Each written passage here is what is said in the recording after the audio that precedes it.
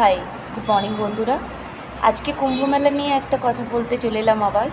আজকে একটা পোস্ট দেখলাম, সেখানে লেখা আছে যে 2025 সালে স্বর্গে আর জায়গা থাকবে না, একমাত্র আমি যে কুম্ভে যাইনি, যার নরকেটাই হবে।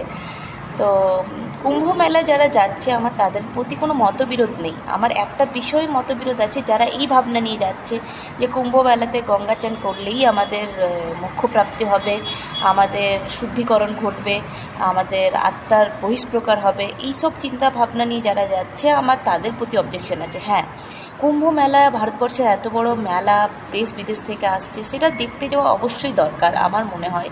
সেটা দেখুক, এনজয় করুক, মেলাটাতে কী হয় সেটাও জানুক। ইভেন আমারও ইচ্ছে আছে এত বড় একটা মেলা দেখার, কিন্তু কুম্ভ মেলা তো প্রত্যেক বছরই হয়, কিন্তু 12 বছর পর পর মহাকুম্ভটা হয়। তো আমার আজ থেকে নয়, যখন থেকে জেনেছি কুম্ভ মেলা তখন থেকে একবার যাওয়ার ইচ্ছা আছে। তো এই কুম্ভে না হলেও আমি কোনো এক বছর নিশ্চয়ই যাব। তো আমি এটাই বলছি যে যারা এই মানে ধারণা নিয়ে যাচ্ছে গঙ্গা স্নান করলেই আমার সব কিছু কেটে যাবে, আমি পাপমুক্ত হয়ে যাব, আমি তাদের বিষয়ে দু চারটে কথা বলতে চাই। আর এই পোস্টার বিষয়ে হচ্ছে স্বর্গপ্রাপ্তি হবে, নরকপ্রাপ্তি হবে।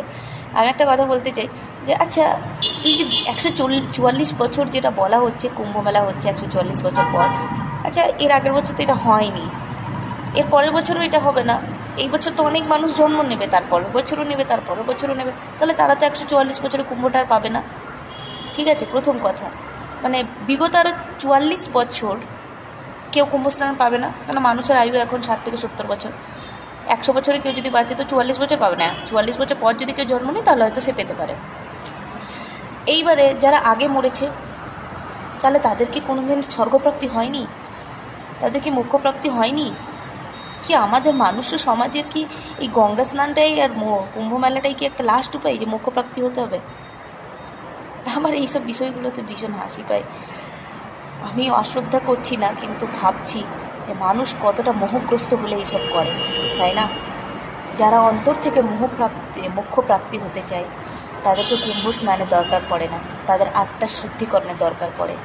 রতন টাটা এত বড় একটা মানুষ, যিনি আজীবন দান করে গেছেন, তার কুম্ভ স্নানের দরকার হয়নি। বড় বড় গুণীজন মানুষদের কুম্ভ স্নানের দরকার হয়নি, তাদের মোক্ষপ্রাপ্তি এমনিই হয়েছে। মীরা, প্রহ্লাদ, আরও কত আছে, আমাদের এই আধুনিক যুগেও কত মানুষ আছে যারা মানুষের সেবায় নিজেকে উৎসর্গ করেছে। তারা কখনোই এটা ভাবে না গঙ্গায় চান করলে বা কুম্ভ স্নান করলেই আমাদের মোক্ষপ্রাপ্তি হবে।